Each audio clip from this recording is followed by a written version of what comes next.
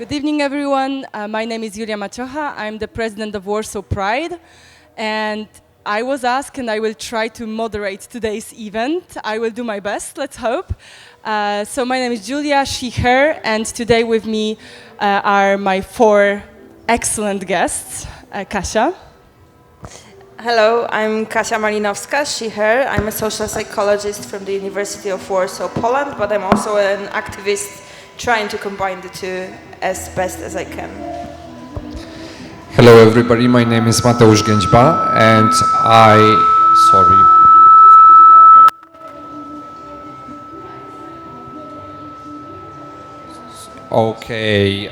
I think it's working now, so going back to the topic, my name is Mateusz Gędźba, he, him, and I am actually an LGBT activist, president of the board of Umbrella Association of LGBT plus organizations working in Krakow and in southern Poland.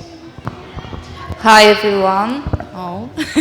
I'm Alicja Sienkiewicz, she, her, and I'm member of the board of Lublin Equality Association, so west side of Poland. Hi, my name is Nina Matusik. I live here, but I am from Krakow.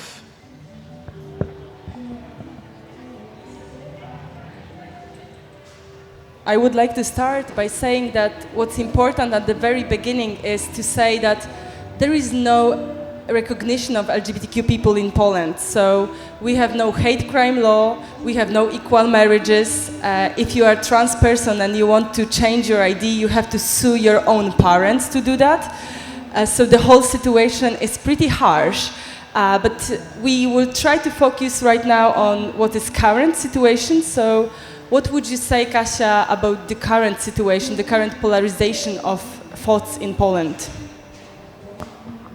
What we are observing for the past 2 years, I would say, is including the LGBTI rights as one of the main objects of different campaigns, political campaigns, regarding elections, whether it's presidential or parliament.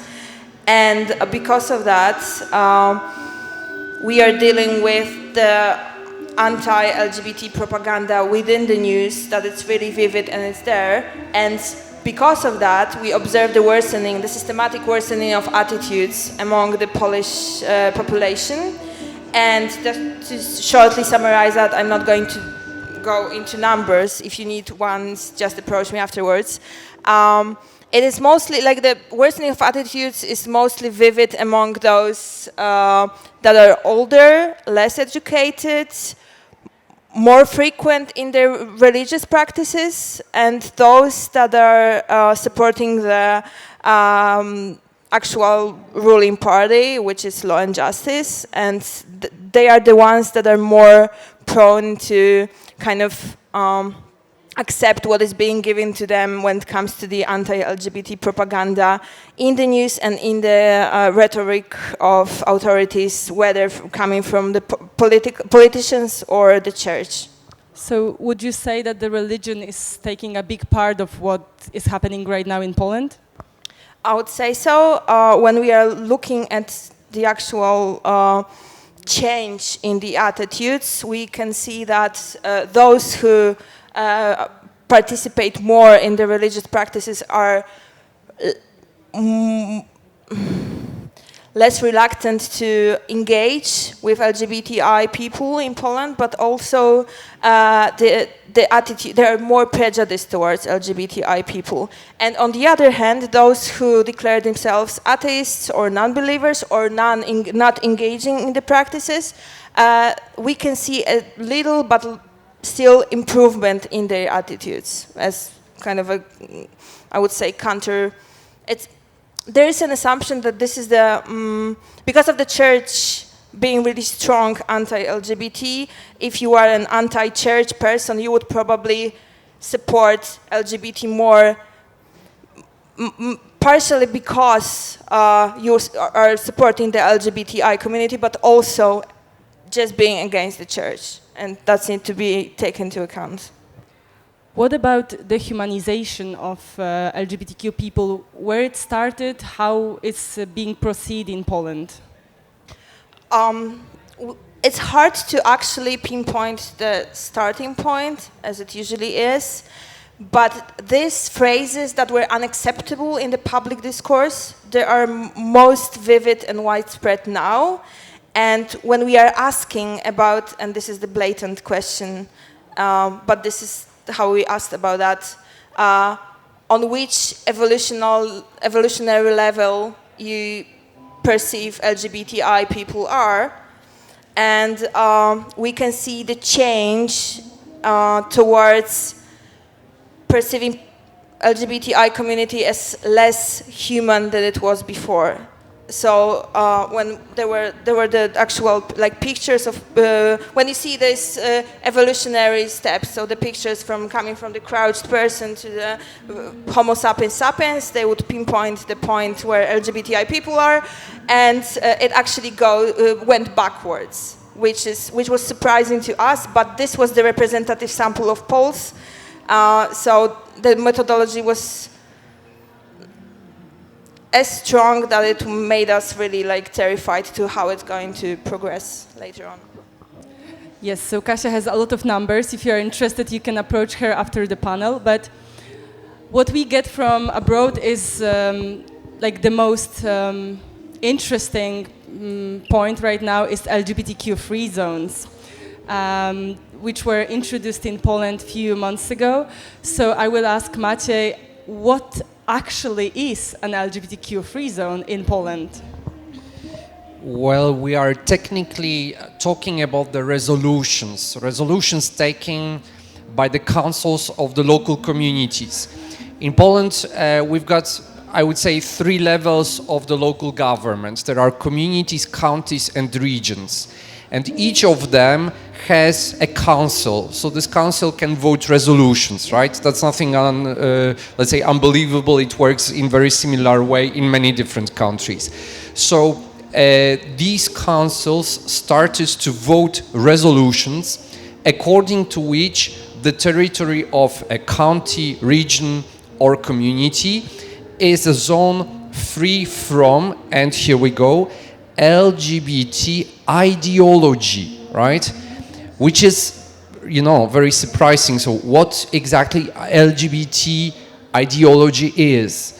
The funny thing is that, let's say, predominant majority of the deputies who voted these resolutions, they have absolutely no idea, right? This is a bit scary. Well, not a bit, this is simply scary. What is actually also important is that from constitutional point of view and from the point of view of European law, this is absolutely not acceptable. These resolutions are unconstitutional, and these resolutions breach the treaties which established European Union. So let's say logically we can say, so why don't you challenge them? Why don't you go to the courts, right? And the problem is that, of course, we keep trying to go to the courts, but in the courts, let's say a legal issue appears. What is this issue? Let's say a natural way to go is to go to so-called administrative court, right? So the court which is controlling the public administration. And many, not all, but many courts say something like this. Okay, as you see, we are administrative courts, so give us administrative case. What are you talking about? Ideology? Ideology, it's not administration, right? And under, let's say, the grounds that this has nothing in common with administration, they reject such such challenges, right? But it's not the case in every single court. Happily, we managed to get some cases to the administrative courts which actually cancelled these resolutions. But the courts work in, let's say, 2 levels. So there is also Supreme Court of Administration, which is supposed to decide if such a resolution can be cancelled or not, and we are still waiting for the Supreme Court of Administration to decide in such a case. Okay, but what's the actual legal consequences of such a zone? You know, if you think about it, for let's say in short term, there are no legal consequences, right? Because it's a simple declaration, right? But you have to ask yourself, so what for was that voted if there are no consequences, right? They are wasting their own time, right? The answer is no, they are not wasting their own time. Declarations issued by such councils have really important, let's say, consequences. For example, for all organizations working in the region or working in a county. Why? Because you know that, for example, as a small association in the village ABC, you will not apply for public funding, right? Because they say, we don't support this type of activity, right? So that's why you can see that certain organizations or certain people start to be excluded, even if not legally, they start to be excluded by the way of facts, which is even worse. So Alicia is from Lublin. She's living in one of the LGBT-free zones. Okay, we see that the legal consequences are not easy to pinpoint, but maybe social consequences are easier to explain. It's the same problem because we can't really measure the impact of them because these resolutions have not yet brought concrete results in everyday life. They just saying in themselves, we don't want you to live in our region, in our country, and but people felt the certain freedom to use violence to LGBTI people. So that's the worst thing I think, and in Poland we don't have a law in hate crime in LGBTI rights, so that's the next level of it. Okay, do you feel you are organizing Pride in Lublin? Do you feel like this resolution is somehow make it harder for you?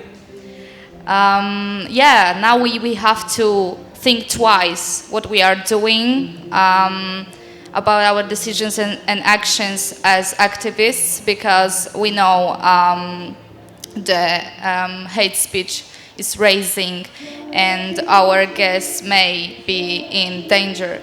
So that's the most visible impact. Okay. More about the LGBTQ-free zones. Let's stay with this topic with Mateusz. Do you feel that there are certain people in the area that you're living? You are living in Małopolskie, which is also an LGBTQ-free zone. Do you feel that the violence is rising? Well, I am sad to say yes. Actually, you know what? We just talked about some time ago. Well, the purpose of my organization was to run LGBT community center in Krakow. So many people show up and so many people participate in the events which we organize. And actually, let's say originally our vision was to integrate the community, to make fun, to make cultural things, to make educational things, and so on and so forth. And actually now we see that, okay, education, culture, it's still very important, but there are people who are coming and who are actually clearly victims of the violence, right? The violence which is on many different levels. The worst case, which actually we personally had to deal with, was the case of a person living in a very small village who had a conflict with the neighbors, right?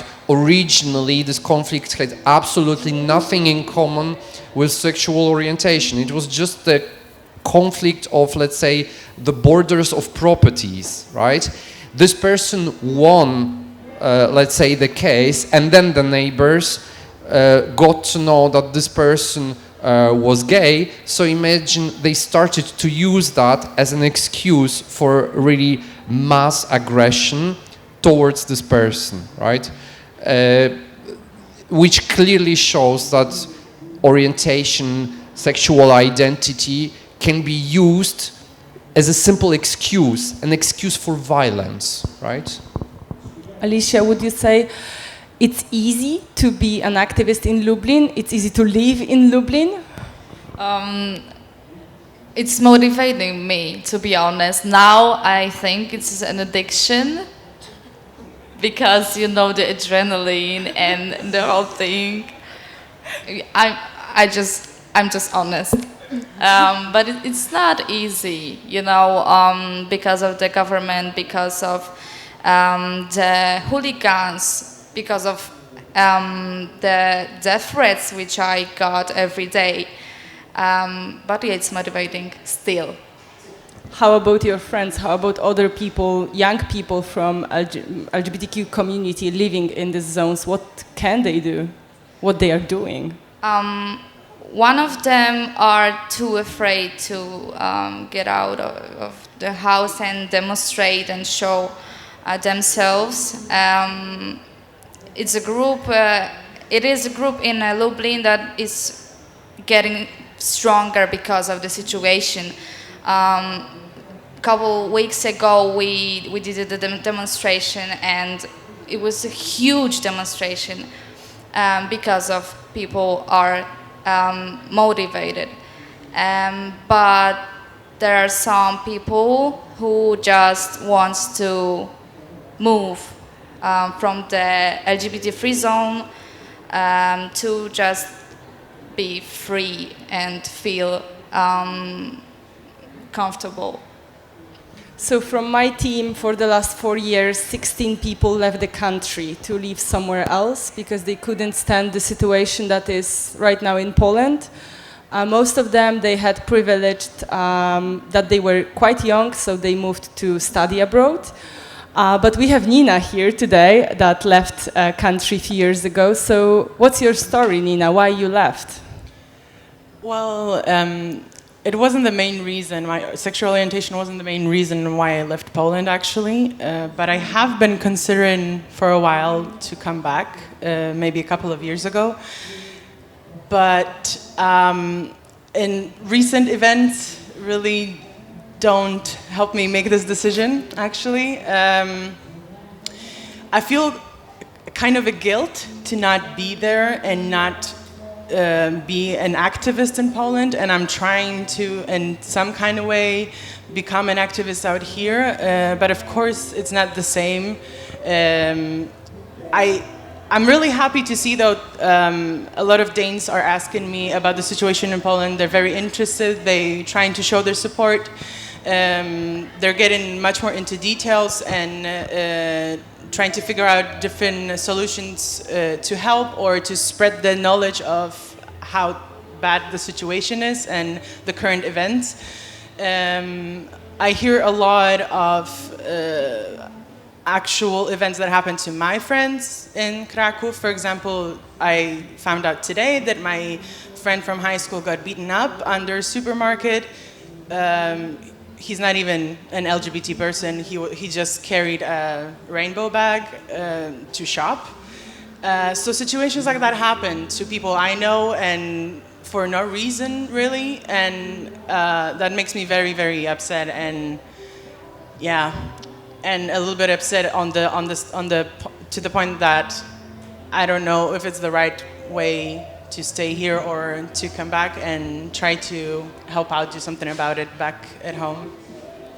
How do you feel about living in Denmark? How Denmark is different than Poland? Extremely. I don't think Danes even know how lucky they are and how privileged they are. I'm not afraid at all to come out to new people I meet. I'm not afraid to admit my sexual orientation or that I'm in a relationship with the same gender. I am thinking twice every single time I'm talking to someone new in Poland, and it's really on the complete opposite sides. I would say, I don't know. That way. do you feel that even outside of the country you can actually contribute to the activism? I know you're struggling with feelings, but we have only one life, and it's our choice that we decided to stay in Poland and fight there. But of course, there is still a part of the fight that can be do abroad, I think. So, do you feel like Polish community, especially in Denmark, can become a part of a movement supporting what is happening right now in Poland? Absolutely. I personally think that it's very important to stand up for ourselves, even though we don't live in Poland. But there is a huge Polish LGBT community here, and each time there is a big event happening in Poland, there are protests under Polish embassy, and I feel like we have the possibility to make it even more visible and also involve maybe Danes or people who are interested in helping out and spreading the awareness and doing something good for Polish community here and of course in Poland. Great. And Alicja and Mateusz, if you would have to say what's the most, in your opinion, important factor that is pushing back our society, our rights in Poland right now? That we are not even surprised. We got used to it so much that it's terrifying. Mateusz? I think the fear, because you know what, this is not just a Polish case, this is the case of many different countries. Many people who are in charge or who want to be in charge, they use fear as some sort of fuel, right? They create an enemy, and this enemy, first of all, has to be comfortable. What does this mean? First of all, has to be unknown enough. Second of all, has to be weak enough. And third of all, has to be persistent enough. What does this mean? This enemy cannot stop existing, because if it stops existing, then the defender starts to be useless, right? So I think this is the reason, the fear, which is, to be honest with you, in most of the cases artificial. And this is very important that before LGBTQ people became the first enemy in our country, there were refugees. But they are not ticking the points that Mateusz actually made a few seconds ago. So we actually didn't have any refugees in Poland. And people start to see that we have no refugees in Poland. So they had to search for another enemy. Kasia, do you have an opinion? What's the worst thing for us right now?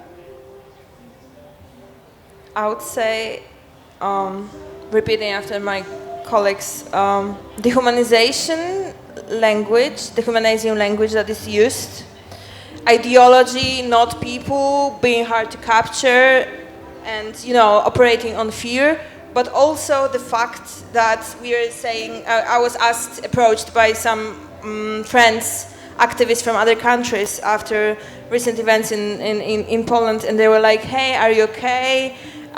What's up with you? And I was like, yes, I mean, I'm safe at home, and that's like, I'm happy because I'm safe at home for now.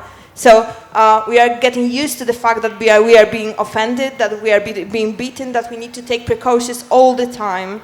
And I think the problem is that when authorities and people that are admired by a lot of people are at ease with using language like we are the rainbow flag, we are the ideology, we are not people, we are ideology, and treating us as this movement, the mass, the gender conspiracy that is there. So it's, I would say fear, I would say dehumanization, and I would say those in power using it against people that are maybe less educated and less privileged to be able to critically think about what they are being given in the news, for example, or in the national television that is now completely anti-LGBT. Thank you, guys. So it was like a little bit of general legal situation. But I would like to ask you about maybe psychological situation, well-being. So, Alicja, how are you dealing with getting a death threats? We are close friends, so everyday death threats. How are you dealing with the situation? When it started to happen last year, I was just okay. I get it. I reported this to the police, and they do nothing with it. So, yeah, just second time I didn't report it, but it happened. The most dangerous situation for me couple months ago when one of article in Die Welt came out, and I told for the first time where do I live, and then I got many death threats with we will burn your house down, and we will came to you and beat you and your family, your younger brother. Some of them just Google my family, my school. They knew my some of song contest even when where I do be a contestant, and that was the worst moment in my activism life. But I knew that I can't report it because police will do nothing with it. So that's sad. I was actually expecting that you would say the most threatening time was when there was a bomb on your march. Do you want to elaborate on that?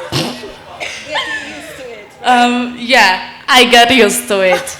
I just forgot. I'm honest, really. Yeah, it was last year in my equality march. We found out, like after the whole pride, that there were a couple which came with a handmade bomb to our event. Police, they in arrest right now, but for a year. So they actually can do the same thing this year. That's the most interesting thing in Polish law. Mateusz, would you like to say how are you as an activist, but also your organization, how are you dealing with hate speech, but also well-being of you as the people that are on the front line? You know what? First of all, I have to confess I'm not such a very mature activist as you are, right? Because nah, didn't get any. Sorry. Well, the only situation which was really frightening, but it turned out that nothing really happened, was when we opened the community center in Kraków. And actually, of course, before opening, we installed the alarm system. So the party was really good. We closed the center, and the next day everything was okay. And actually, the phone, my mobile phone rang. It was like 2 a.m., something like this. And first of all, I just, this was just a simple reaction, I just rejected, right? But it kept ringing, and it turned out that this was the security agency who was calling me because there was the alarm in the community center. So I took a car, I drove to this community center, and I said to myself, listen, I'm just simply stupid. What am I going to do there alone, just in front of this community center? What's going to happen? Are they going to do something to me? And then it turned out that actually simply nothing happened because the alarm system wasn't really working properly, and this was just a false alarm, right? So honestly, in comparison with those girls, I'm very immature. And let's keep the things like this, right? I mean, I do enjoy it, not to receive any death threats. Kasia, you are working with a psychologist background, so what would you say about the psychological well-being of our community? It's bad, and I should like stop it at that because nothing is going to summarize it. So for the past 2 years, we don't really have time to rest in a sense of like rest, like peace of mind, I would say, right? So because they're using us and the rhetoric, everyone in Poland now has an opinion on LGBTI rights. And it is usually a bad opinion. And also it is worth mentioning that even if we have a lot of people within the community or around the community creating the support systems, those are mostly still bigger cities. So those in the villages are left alone. It became quite better paradoxically during COVID because the online counseling became a thing and we practiced a bit. But also when it comes to children's psychiatry and, okay, so the funding of health system, healthcare in Poland is really low, but for psychiatry is almost non-existent. So it's hard for the whole youth, and I think for those that are particularly vulnerable, so LGBTI youth, it's even worse. And when we are talking depression, suicidal thoughts, we are talking the numbers that are terrifying and are like, I think 60%. In Poland, 70% of LGBTQ youth is having suicidal thoughts. Comparing it to heteronormative youth, it's only 12%. So the difference is huge. And even for my organization, just the last year, 3 people left the organization because of the depression and just the situation that they couldn't stand. But I think that the particular community that is the most vulnerable are trans people. And unfortunately, today we are not having trans activists from Poland with us, but maybe Kasia, you would elaborate more about the current situation of trans youth or trans people in general in Poland. Okay, so starting from the middle, because it's easier for me. When we are talking the doctors that are friendly when it comes to the surgery, and we are saying like 3 names in Poland or 4 names that all the communities know. So there are 4 doctors that are, you know, they are going to ask for a lot of money, but they will be friendly and accepting, and they actually understand the issue. When it comes to the legal gender recognition, the gender is assigned at birth by doctors, and it's everywhere later on in every ID. We have an extremely gendered language. We don't have an obvious translation of they, them pronoun. And if you want to go through the legal gender recognition, you need to see your parents, which was mentioned before by Julia a bit. But this is actually a good thing that we can do that. It's a hole in the law that we can use to do that. So actually you need to kind of accuse your parents of assigning a wrong gender at your birth, even if it was the doctor doing that. So if your parents are going through the struggle of having a trans child and they are accepting, right, they need to stand across you in the court, right? Even if they are testifying according to what you are saying, they still need to be on the opposite side. If they are not accepting, they can make your life hell by providing the evidence that it's always there, right? Even if they were dressing you as a Cinderella and you were a trans man, they have a proof that you were dancing to Let It Go, and they made you do that. But again, they have a proof of that, right? So they would probably use it. The other thing is something that for me as a psychologist is particularly painful, is something called a real life test. So before going through the legal gender recognition, you need to prove that you can live according to your gender without the documents for this gender, right? So you need to prove that in Poland, which is a strongly homophobic, transphobic country, you can live as a trans person, openly trans person.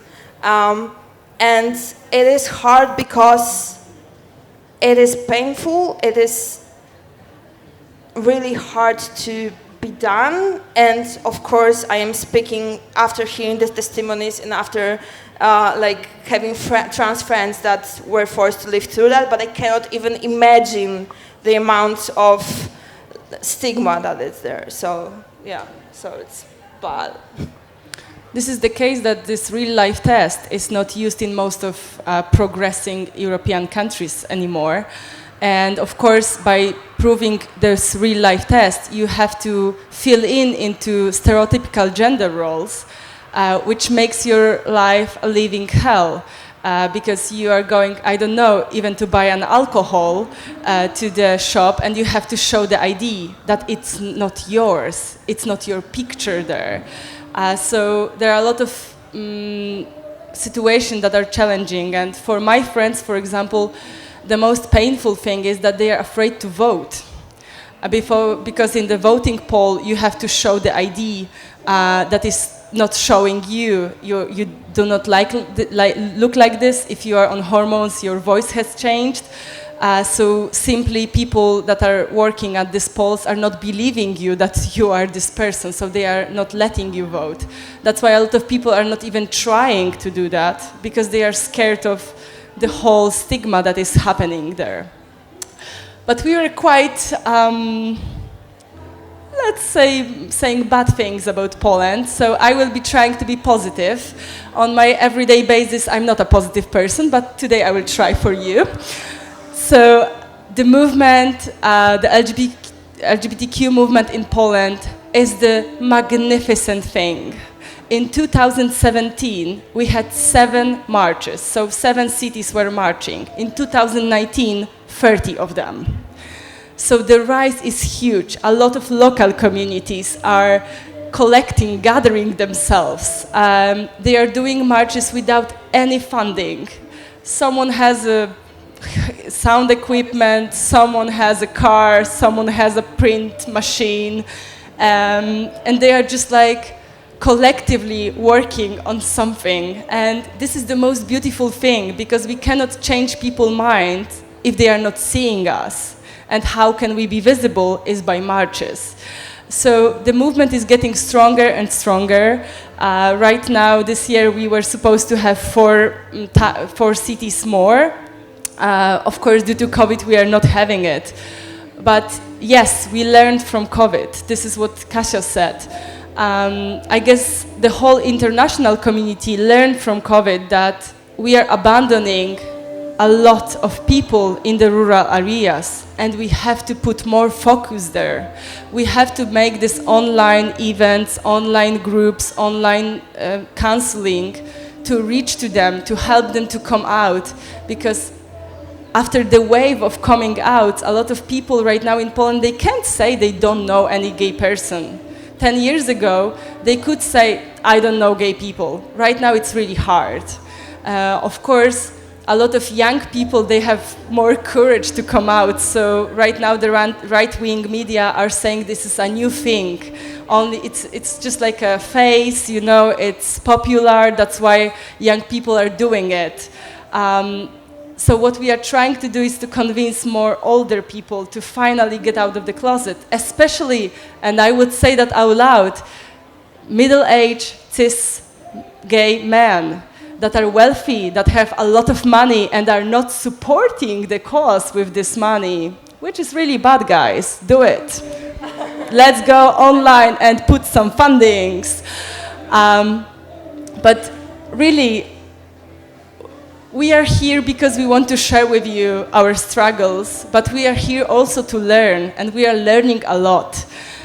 So when I became the president of Equality Parade, which was 4 years ago, it was a party for 15,000 people. Last year it was 80,000 people. So we are really, really progressing. And I'm reaching to the point, and I'm seeing a hand to the point of a question. So.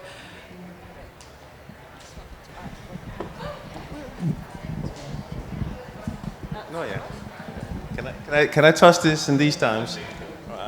A couple of years back, I met a young Polish couple in Madrid, where a couple of my friends, Russian refugees, gay refugees, are living now.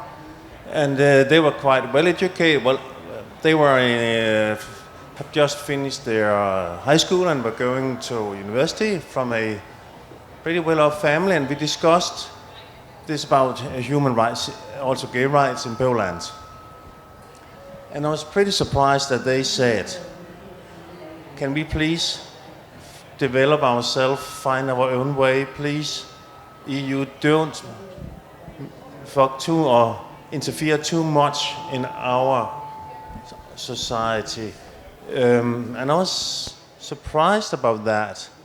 And they were aware of the challenges, but do you feel this, that the Polish society in general, or like these young couple, want to have this struggle internally? So who is supporting you in Poland? And how can we foreigners support you without a big group of Poles being said, oh no, this is like Russia interfering us, now it's EU interfering with us?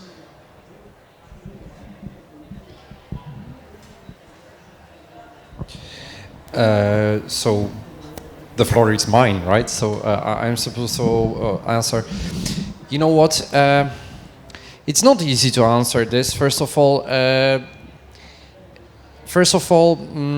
it's true. Like every single nation, every single country has to live their lives and do their homework, right? And this is something what we will not avoid and grow up, right?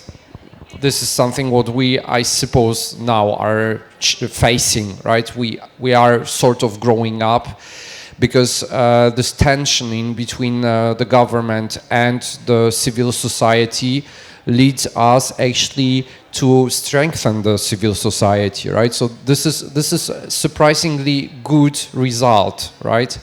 And I do hope that it will, all this situation will pass and the civil society will survive and will make it better, right? So yes, how about the way how to help? First of all, remember one thing: we are all citizens of EU, right? We all have right to ask the questions to the establishment and to the politicians who represent us in European institutions, right? Just like just the same thing with you. Keep pushing from your side, because this kind of support is essential. It is very important. Keep asking questions and keep pushing, because if you ask the questions to your politicians, to the members of local councils, for example, then they feel that something is an issue and they will, let's say, deal with this, because this is their job after all, right? You know what? Some time ago I had such a funny situation. The only person who works in our organization, has a contract and remuneration and all of that stuff, called me and said, oh my God, listen, somebody from the town hall called me and said that they want to speak to you. And I was like, okay, so give them my number so they can do it. So the person called me and said something like this: you know what, we approach you because Mr. and then she gave the name and surname of this person from Nuremberg in Germany wrote a letter to the mayor of Krakow, and said that there is a community, LGBT community center in Krakow and it struggles, and that the mayor of Krakow should do something with this. So here we are. We ask you, what do you need? And I was like, is this really happening, right? First of all. And then actually it turned out, yes, it really happened, and we got certain support thanks to such a letter, you know? Very simple situation. And I tell you one thing, Google the things, right? Check, for example, if the community where you live has any sort of partnership with the Polish community, right? And then start asking questions. Guys, have you asked them this? Have you asked them that, right? Have you made sure that, for example, this European project, which is enforced together with that Polish community, is done in non-discriminatory way, right? It's absolutely very important. So, I'm not sure if I can say it live, but I would say it. I don't care. I don't care if they are accusing us of this interference from abroad. We are, like, the border construct is an abstract construct, is not real. We are all people. We are all people that love someone, that struggled in their lives, that has some kind of basic human rights. Maybe not in Poland, but in general. But the case is that if no one is asking, then there is not going to be anything happening. This is what Mateusz said. But also, the pressure from abroad is sometimes much more important than the pressure from inside. So what is happening, especially on the universities? There are students protesting against the university. University should be a Nazi-free zone. And the director of one of the universities let Nazis to get a room within the university, and nothing is happening. But then the director of another university from abroad is writing, why are you giving Nazis the room? And finally, you know, like a miracle, in 1 second they have no room. So sometimes pressure from abroad it's sad, but it's more heard than what is happening in Poland. In Poland, we are just a bunch of queers. It doesn't matter. But if your mayor, if your ambassador, if your scientists are asking questions, they have the authority that we don't have yet. We'll have it someday. Yeah, I would like going back to the data, which is really raw, but it works when it comes to advocacy and litigation. Like the graphs, they really work. What I would like to say is that there is one thing that works for most of the prejudice, and this is contact. And I am the last one to pushing queer people to go out of the bubbles.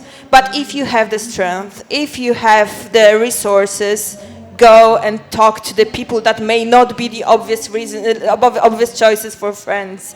And I'm not talking like strongly anti-homophobic people. I'm talking people that would, without critical approach, listen to what is said in the media and grasp this idea of LGBT ideology. Because what we found out is that those who are living in Poland for the past 2 years that have some relationships with LGBTI people, there are more resistance to this anti-LGBT propaganda. Those who consider them friends are becoming more and more involved. So again, do not push yourselves, but if you can, push yourselves. Do we have any other question? Yeah. Yes, I have just a thought about social media and its influence on our movement, our visibility, but also on bad ideology. And what is your impression in Poland? Do you have the impression that social media has contributed to spreading hate speech against LGBTI? Since 2017, I have been reading the newspapers, and my impression is that geopolitics has shifted, and government from China, Russia, Turkey are trying to,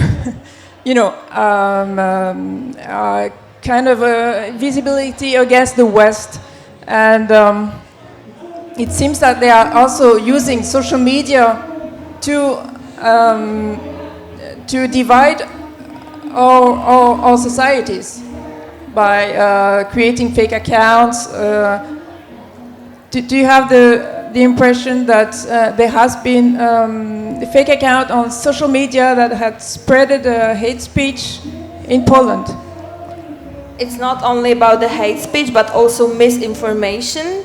So, for example, like misinformation, but also leaking information. We have fake accounts seeming like they are pro-LGBT, adding friends within the community and then gathering information. This is one thing. The other thing is the discourse that is shared. So, for example, we have one story about, oh, I know this gay man, it's usually a gay man, I know this gay man who just wants to live a normal life, and he despises drug, and he despises all the gender things. He just wants to, pay taxes and be a good citizen.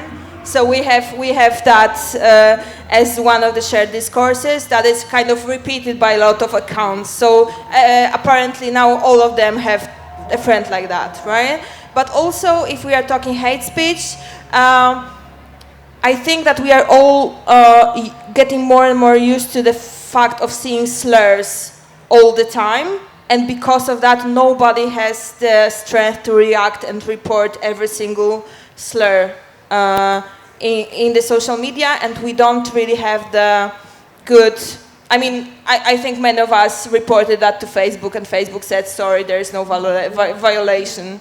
And I was like, yeah, there is, but they don't really care, so. Nina?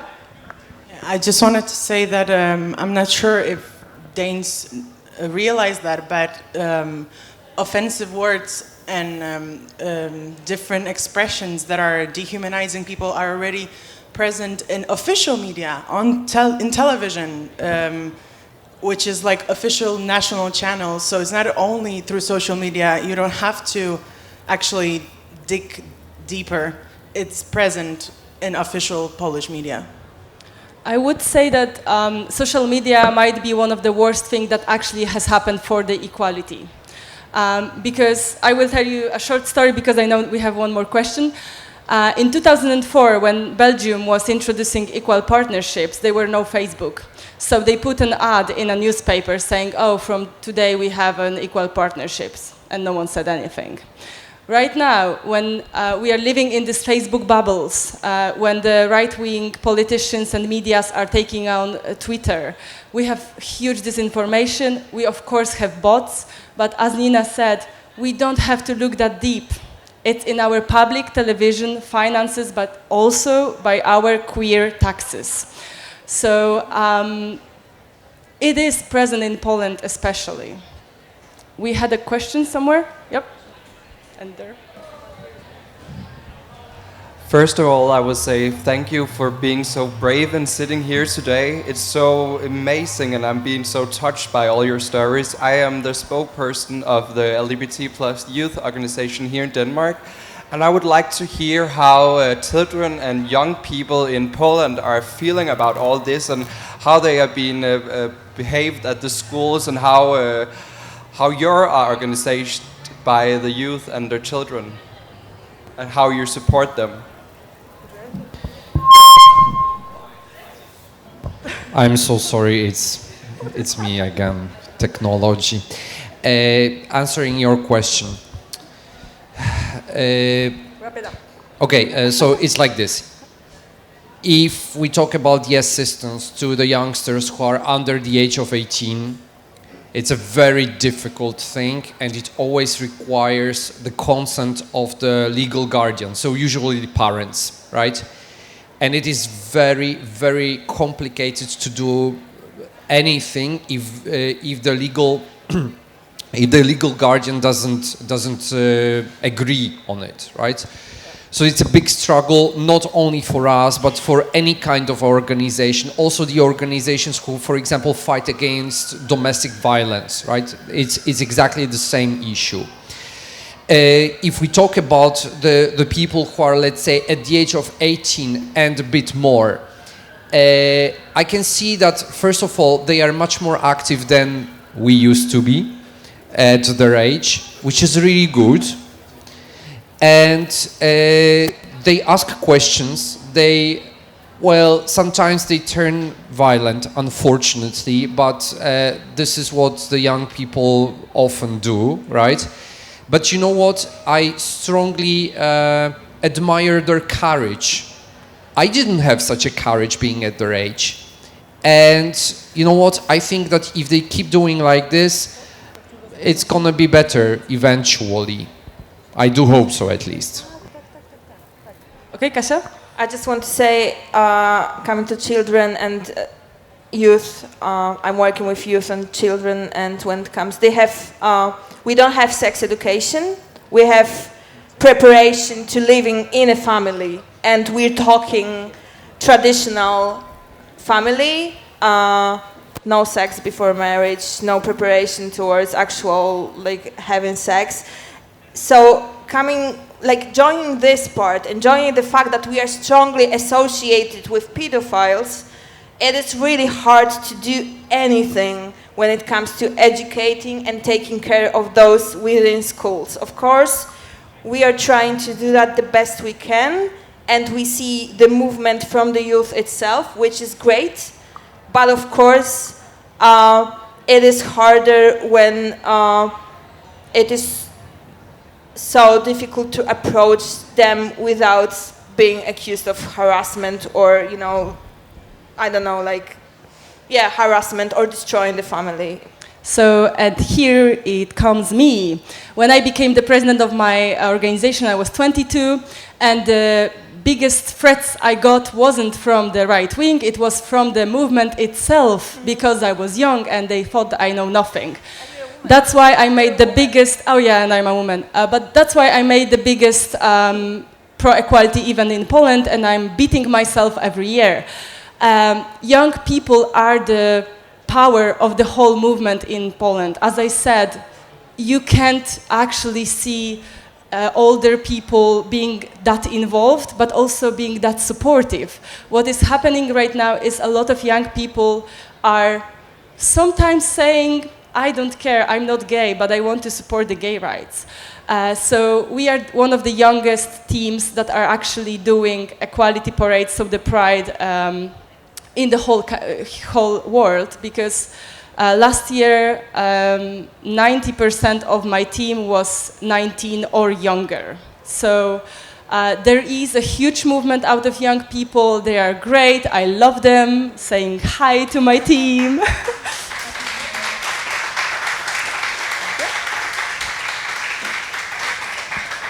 Hi, my name is Vala, and I want to say thank you for bringing this topic to the Pride program, and thank you for sharing your stories. I left Poland a couple of years ago because of the radical changes, and I want to say it out loud because I feel like it has not been really stated to everyone who is in this tent and also watching online. The situation in Poland is fucking severe.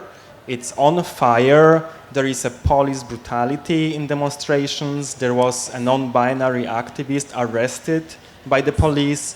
The Ministry of Defense, the president of the country, and politicians of major ruling party are using a lot of power in order to persecute people who have nothing to do with any crime violence. So I'm saying this because I feel like we touched a lot of topics, but it's a fucking severe situation, and I'm thankful that you are guys here and you are sane yet living in this awful country. And I want to say also, what do you think in case of Margot, and if you can also elaborate a little bit more on these recent incidents in Warsaw with particularly her, what is happening right now and how we from abroad push the politicians, and which politicians you think we should push in order to help her get the case going in a proper way? We will be honest with you. We will discussing this. We don't have 6 hours, and I think 6 hours wouldn't be sufficient to explain this situation. What I wanted to say is that if you want to help, if you want to support, Google, and I can spell it out for you, stop bzdurom, which is like stop as in English, and then BZDUROM. Margot, a non-binary activist, was arrested, and they are the part of the organization. So just, you know, how to, we don't want to speak in the name of the organization, which is not here. But also we have no time, that's why we're wrapping it up.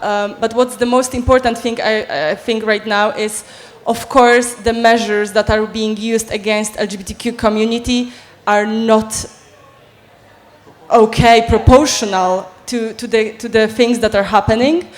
But the most important thing, Margot is a non-binary person. She prefers to use the she, hers pronouns. And due to COVID, which is actually, again, saving our situation, she's in isolation for 2 weeks before coming to the jail. And the Commissioner for Human Rights, Adam Bodnar, is on this case, and we actually has cases from Strasbourg already with non-binary or trans activists before, that it's illegal to host you in a jail that is not same as your assigned gender. And we've heard from Margot, she says she's fine. And she says, keep on fighting. So we are going to keep on fighting, I think. I just wanted to add one more thing. Maybe not about Margot, because, well, my perspective is pretty far. But just to the people like you are, keep being connected with the community. Don't abandon us. I mean, we stay in Poland, but the fact that you are, and that you keep talking, and that you keep supporting us is very important. Very, very important. So keep staying connected with the community. And translating the news, because sometimes we have no time to translate things to English or even to Danish if you are speaking that language. Last words from Alicja. Do you want to add something? Nina? No? Everyone, thank you so much. We are staying here. You can approach us. Thank you, everyone.